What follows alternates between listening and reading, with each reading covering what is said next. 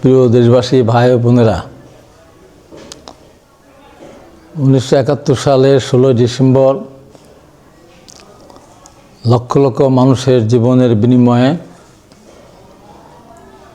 হাজার হাজার ঘর বাড়ি জ্বালিয়ে পুড়িয়ে দিয়ে যে তাণ্ডব সৃষ্টি করেছিল পাকিস্তানি বর্বর সেনাবাহিনী, সেই দৃশ্য যারা জানেন, দেখেছেন, আজকে তারা ভুলতে পারবেন না। লাখো মানুষের জীবনের বিনিময়ে, মুক্তিযোদ্ধাদের আত্মত্যাগের বিনিময়ে দেশ স্বাধীন হয়েছিল 1971 সালের 16 ডিসেম্বর। আজকে সেই স্বাধীনতাকে নিয়ে নানান ধরনের কটাক্ষ করা হচ্ছে। কেউ কেউ বলছে 16 ডিসেম্বরকে কালো দিবস ঘোষণা করা।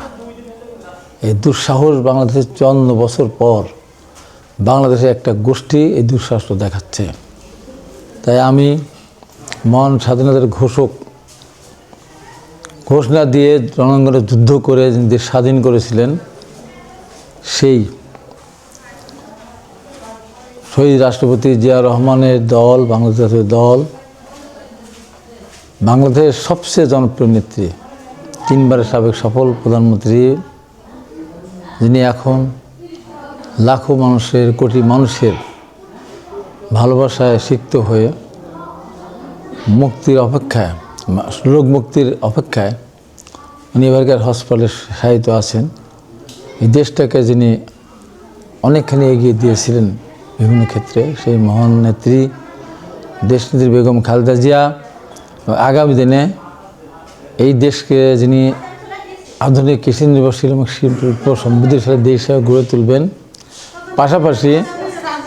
পাশাপাশি একটা গণতান্ত্রিক ব্যবস্থা প্রতিষ্ঠা করবেন, একটা গণতান্ত্রিক বাংলাদেশ প্রতিষ্ঠা করবেন, সেই প্রিয় নেতা ভারত প্রতিষ্ঠান তারেক রহমানের পক্ষ থেকে আমার ঈশ্বরদী আটঘরিয়া পাবনা 4 আসনের সর্বসাধারণ জনগণ, ভোটার, পাবনার গণমানুষের পক্ষ থেকে আপনাদেরকে জানাচ্ছি বিজয়ের শুভেচ্ছা।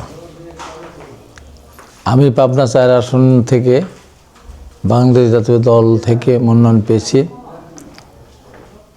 আশা করি আগামী 12ই ফেব্রুয়ারিতে নির্বাচন হবে।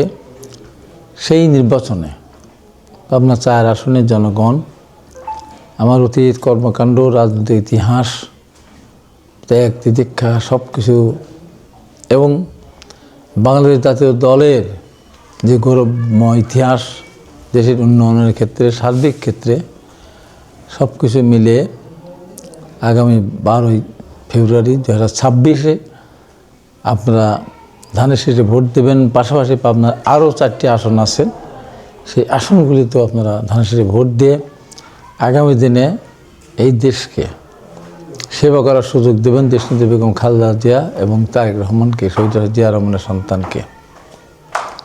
এই প্রত্যাশায় আপনাদের সবার সুস্বাস্থ্য মঙ্গল কামনা করি।